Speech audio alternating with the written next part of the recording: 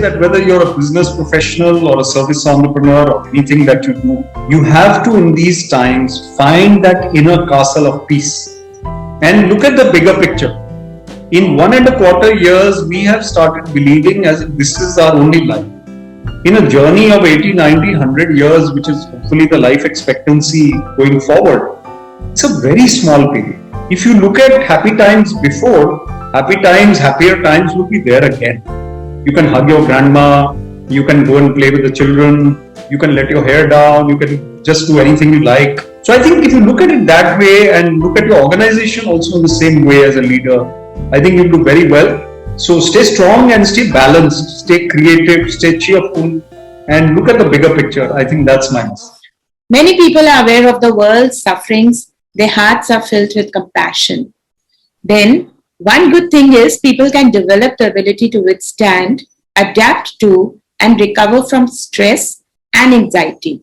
During the adverse times, return to a state of mental health, well-being by using effective coping strategies. To guide on such strategies, we have a helpful soul on our show today, Vivek Atre.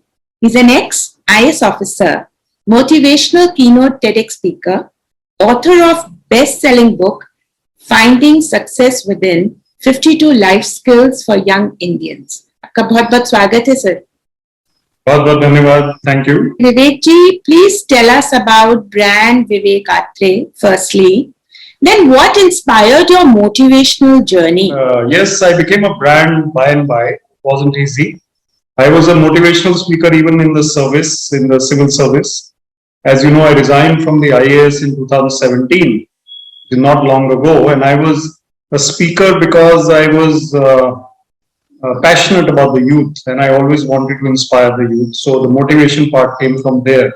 If I myself am not inspired, then how can I inspire others?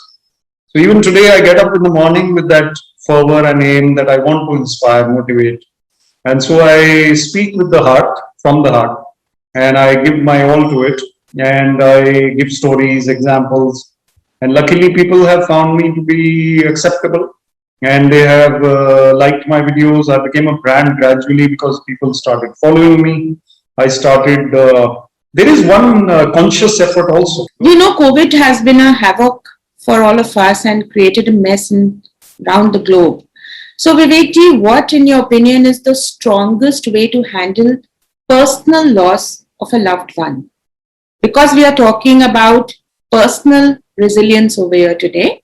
So I would like you to guide us on that. Over to you. Many people have lost their loved ones or somebody in the family or circle. And obviously it is very, very difficult to face such a situation. Some people bounce back rather soon, others take much more time. Depends on complex situations, family, relationships, etc. Suddenness of somebody departing. It's a very tough question, a very tough problem to deal with. However, if you remember the spiritual part of life and you remember that life is a short journey, even someone who lives for 80 to 90 to 100 years, you look at it, time flies by pretty quickly. So life which ends prematurely is definitely a short life, but is something to be celebrated. So something has happened, some things have come which are good, which are full of joy. We should think about those memories of that person and forget the last days. I found it very difficult personally also. I lost my parents when I was pretty young. And I think I was 25 when I lost my father, and I was 30 when I lost my mother, which is reasonably young. And I found it tough. And in the beginning, you think only of the last days when the person was suffering. But gradually, you start remembering only the happy moments. So I think the sooner we start doing that, it's better. Vivek ji, you are aware we are celebrating the MSME Day today. Let's talk about business now. How about building resilience on the personal level? Do you feel that building personal resilience in adverse times can help you build a good business empire? I think it's a very good question. Organizational resilience is definitely linked to personal resilience. What happens is that there are people who carry their personality to their organization and they lead from the front. They are what they appear. And those who have their head about the right place and the heart in the right place, that means they will do well with themselves as well as with their organization. Somebody who's a negative personality or is not very resilient, positive, and cheerful will carry that personality to office as well, and that will lead to destructive mentalities or negativity. So, obviously, our official role is an extension of our personal being. And personal resilience definitely matters when you look at your business coming into a tough situation at times. Small businesses will go through tough times, there's no doubt about it. Narayan Murthy almost closed down Infosys within 2 years along with his friends and founders. But after 2 years, they touched the tipping point, things became better and better and better and better, as you know. So, in the beginning, there are tough times and we often feel like giving up. But then we learn from failure and setbacks and bumps and troubles and we move forward. And I think it's very important for us to find that inner strength as a leader. So if you are a leader of a small enterprise, you find the inner strength in your personal as well as business life. And you know that tomorrow is another day and I will bounce back from this reverse. That's what I talk about in my motivational talks as well. So I think personal resilience definitely leads to greater success in terms of business success also. When times are good, your businesses are good, family life is good, no COVID. What do you think is a good practice to build your personal resilience at that time? Adding to this, Vivek ji, I would want you to speak about some resilience skills which can actually help people. If they've not started early, they can start now. Yeah, I think it's a very good point. Our personal resilience really affects the quality of our life and how our attitude is and how we bounce back. My second book was called Dubeji Bounces Back. And my third one is called Finding Success Within. Basically, it's the battle within that matters. And those who are resilient and tough are those who know that the battle of the mind is more important than the battle outside. Life is a battle of duty, said Paramahansa Yogananda. But he said life is a joyous battle of duty.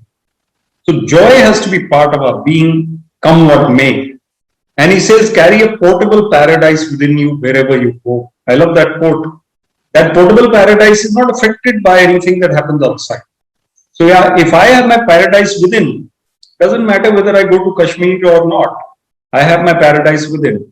It is difficult because we are human, we go through ups and downs. Resilience is tested by relationship problems, by material problems, by financial problems, by pandemic type of problems.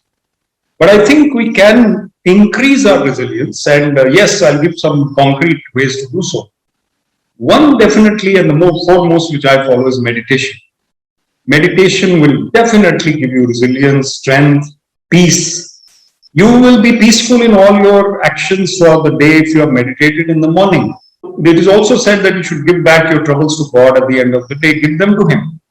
And if you can mentally surrender those things to Him, and if you can meditate upon happiness, peace, think of such thought, you will be much better off. Ultimately, it doesn't really matter what someone said to you or what really troubled you today, what emotional problem you had. Those words are dissipated into the thin air. Forgiveness is a great quality for resilience also. I think forgiveness reduces our pain, our burdens. And thirdly, I think creativity helps.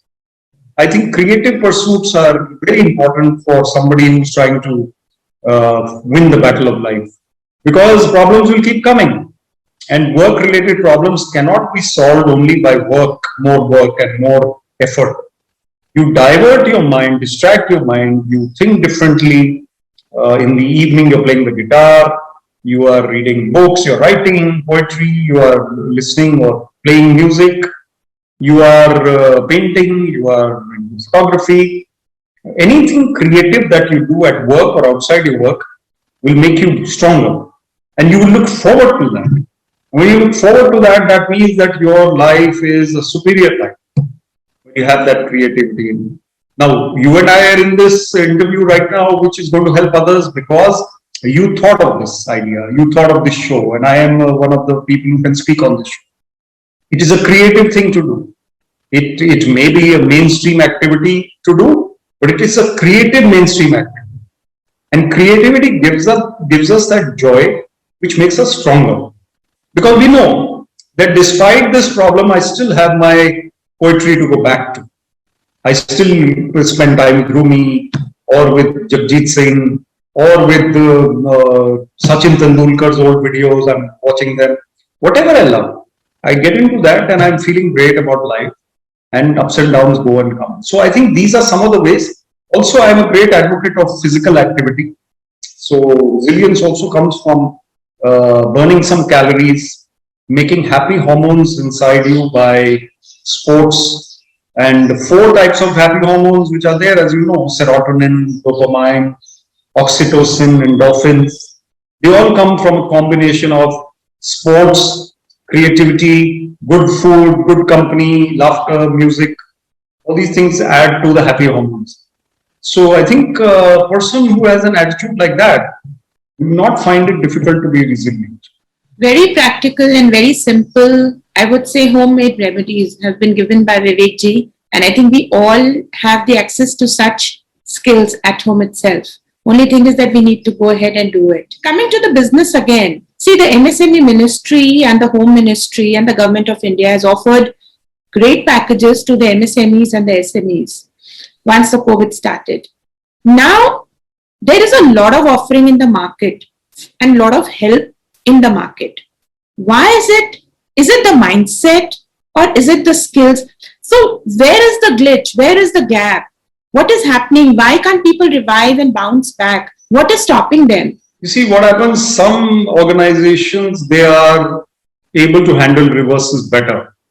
They're able to bounce back better. They're able to adapt better to the new paradigm, the new times, the new ways of doing things. They go through a crisis and they come out of it reasonably stable. Government interventions or outside interventions or loans or financial aid or whatever subsidies you partake of or investment funding, you will find that ultimately your own strengths matter.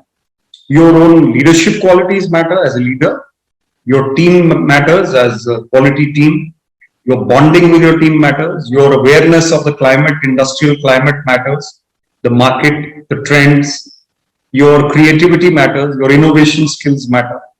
Your ability to quickly adopt new ways of doing things matters. For example, there is a Shulini University with I'm associated, and I'm a visiting professor. I have found Shulini one of the quickest to adapt to the new paradigm. Last year, when the lockdown came, they took only a day or two to have online classes. They were thinking of it and they would have started later in 6 months or something. But they started some form of online classes within a day or two. And since then, they've been on. They started a series called Ideas That Matter, which reached out to schools and teachers and made them feel comfortable. Also, I am one of the speakers on that. So what I'm trying to say is, any organization which has that adaptability and the leadership is adaptable to change, tough times will come. Whatever you pump in from outside to an MSME, the MSME itself has to grow ultimately. You can water the seed, but the seed has to sprout and the plant has to come out of the seed. And there is that bamboo tree example, which is very famous now, where you plant seed and the first year you're watering, nothing happens. Second year you're watering, nothing happens. Third year, nothing happens. Fourth year, nothing happens. Either in the fourth year or fifth year, I don't remember which, the plant sprouts and goes up to 90 feet. Because the first 3 or 4 years you were watering, preparing the ground, and the roots were developing. You didn't know what is happening underneath, but you had patience. So if an organization's leadership has patience with people, with resources, with markets, with their product, with their service, they will find that in time, with that hard work, patience will yield results. And most often, you will be successful. So I think all the combination of all this matters, and then an MSME, however small, however in trouble, however much in trouble, will see the light of day and success after that. Now that should be a great help to many business houses.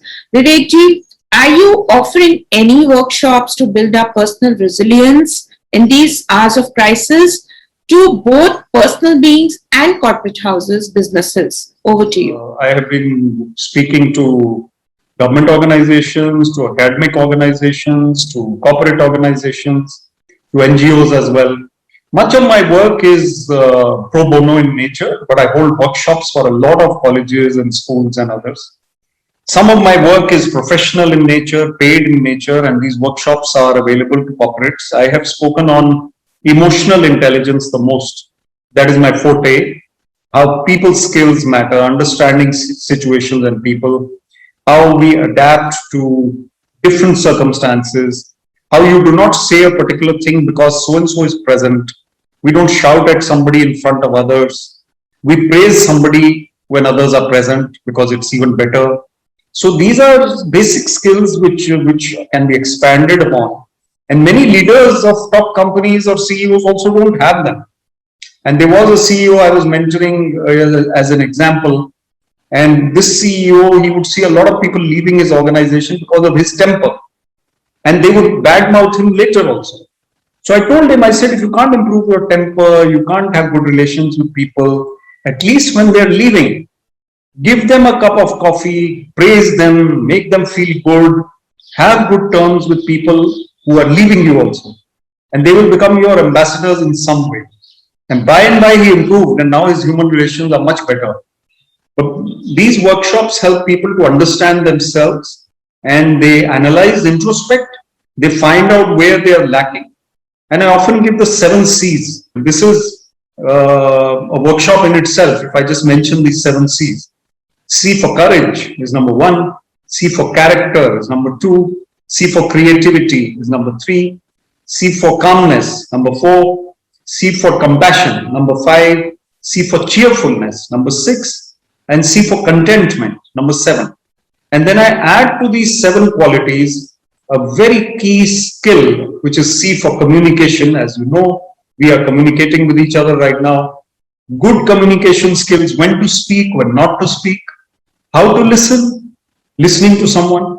So all these topics I cover in my workshops, and they are, I'm happy to say, pretty popular. And a lot of my talks on YouTube have earned about 3.5 million views.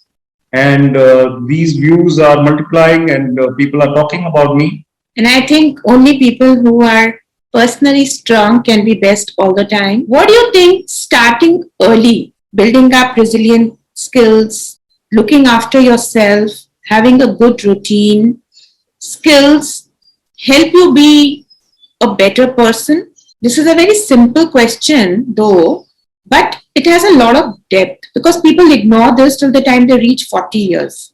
What do you think? Are they the best of the leaders in the business who are strong at a young age? I think the younger the better. You see, I am associated with the toddler school, and I've seen that those toddlers are made to meditate for 5 minutes every day in class. Whether they meditate or not, they keep looking here and there or pinching someone or laughing. But they know that this is meditation time. It becomes a part of their culture, their routine. As you said, routines are very important. There is a quote which says, at 18, I admired people with luxuries. Now, today, I'm 30, I admire people with inner peace. So the sooner the better. When you know that inner peace is a priority, when people of 30 or 40 are saying it, then at 18, if you understand that, you make it your business to incorporate meditation, creativity, reading. People don't read enough books. If you connect with an author like Paramahansa Yogananda, even James Clear, who's written Atomic Habits, great modern book. Yuval Noah Harari, who's written 21 Ideas for the 21st Century, is his 3rd book. You connect with my book, is called Finding Success Within. I'm not saying I'm great, but I'm one of the authors. So what I'm trying to say is that you start reading more, meditating more, looking after your body, mind, soul balance. You become a better human being in terms of understanding others, developing compassion, resilience, you mentioned, at a young age. It is okay to be enjoying yourself. Nobody's saying don't enjoy yourself. I think one of the things I feel happy about in my own life is that I've never been dull. I have never been dull, but I have always been aware of what I'm doing. I never went wild, but I always enjoyed myself. I think that is a skill which you can adopt early in your life. Very simply put, learn to manage your freedom, and I think the resilience comes in automatically. This is totally wonderful. We would request all our connections who are women entrepreneurs, MSMEs, SMEs, चाहे आपकी छोटी सी दुकान ही क्यों ना हो और आपको अभी भी दिक्कत आ रही है, प्लीज आप विवेक आत्रे जी से बात करिए, उनकी वर्कशॉप्स को अटेंड करिए. आई एम श्योर जैसे ही आपको स्ट्रेंथ फील होगी, आपका बिजनेस ऑटोमेटिकली स्ट्रांग हो जाएगा. These times are gloomy, but they're definitely gonna pass very soon. विवेक जी, आपका बहुत बहुत थैंक्स है कि आप आए. Thank you. I enjoyed it.